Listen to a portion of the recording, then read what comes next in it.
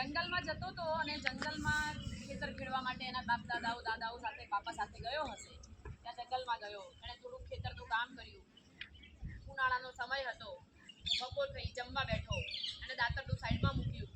જમીને ઊભો થયો એટલે એણે દાંતરડું લીધું તો પેલું તડકો બહુ જ હોય એટલે પેલું દાંતરડું ગરમ થઈ ગયું હોય એટલે દાંતરડું બહુ જ ગરમ થઈ ગયું, અડ્યો હતો, બહુ જ ગરમ એટલે પેલો બાઘો અડીને કે દાંતરડા તો તાવ આવી ગયો.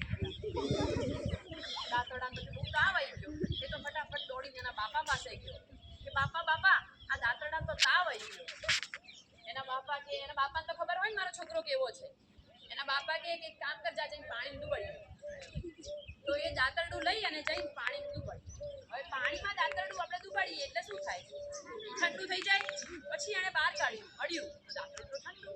એટલે બાઘાને તો નવાઈ લાગી કે અરે આ તો જોરદાર કહેવાય, જાદુ કહેવાય. આ બાઘાએ મગજમાં નક્કી કર્યું, તાવ આવે તો પાણીમાં ડૂબાડું, તાવ આવે તો પાણીમાં ડૂબાડું. બાઘાએ આવું મગજમાં ફિટ કર્યું.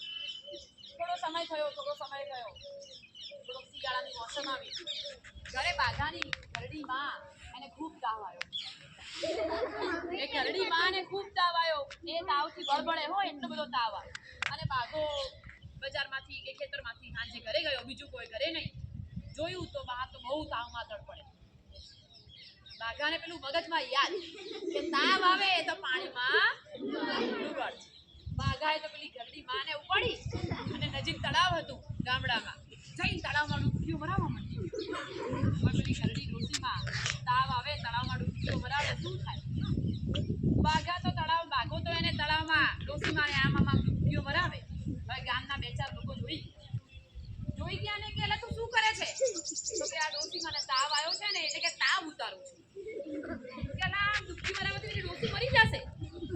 તાવ નહીં જાય, ડોશી મરી જશે.